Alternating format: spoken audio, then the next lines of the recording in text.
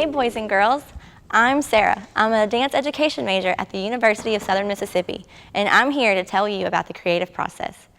Twyla Tharp, a famous choreographer, once stated, in order to be creative, you have to know how to prepare to be creative. So that's why I'm here. There are a few specific procedures you have to follow when making a dance. The first is a theme. The theme of your dance is what your dance is about. In order to create a theme, you have to have some kind of inspiration. My name is Kristen. I am a senior at the University of Southern Mississippi, and my major is dance performance and choreography. So there's a lot of different things that go into making a dance. Sometimes I'm influenced by, the sound I hear of the wind. If I want to make a dance about people moving like they're being pushed and pulled by a wind, then that's what I'd be influenced by. You can be influenced by color sometimes. I have been influenced by colors like gray. What would gray be if it was dancing? Or red. Would red be kind of dreary, or would red be vibrant and go get it and very exciting?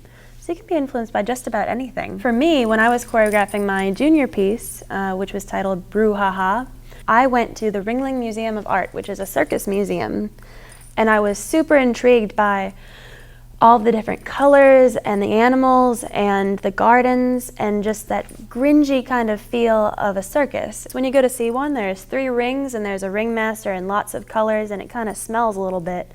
And the floor is dirt. So I really wanted to talk about that dirtiness that goes into a circus. Second of all, you have to have movement. All dancers need movement to create your dance. And making up dance is very, very easy. I bet you do it all the time without even realizing it. You get up in the morning and you stretch and you brush your teeth and you look in the mirror and you walk around your house, and it's a dance. Find out how many dancers you want and then just start making up dance. A dance is just like having a conversation with somebody but without talking. So it has a beginning and a middle and an end. And it's really easy to do. Where's your dance gonna be? A location, like here. Or here. Or here. So you have to pick a space. This can be a stage or a warehouse or your front yard or your backyard or on a trampoline, whatever you want really. So you may choose a certain kind of lighting. If you want your dancers to be really bright on the stage, then maybe you'll choose hot pink. And if you don't want them to be seen but barely at all, you can use really low lighting so it looks like they're almost dancing in the dark. It's a very bright dance because I wanted to include, vibrant colors with what I did. So for lighting, what I chose was kind of a kaleidoscope effect.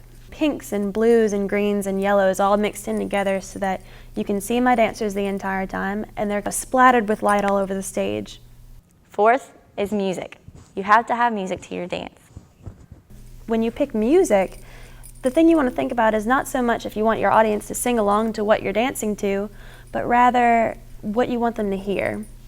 So some people pick music that's just like whispering in the background.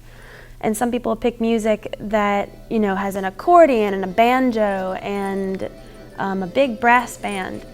So it all depends on what you want your audience to hear. So I had 5 dancers, and my music was what I felt I would hear at a circus. So there's an accordion, and there's a banjo, and there's a lot of upbeat circular sounds that are going on. And I really wanted to encompass that circular feel of a circus. Thank you for coming on this journey with me through the creative process. Now that I've given you the tools, go create your own.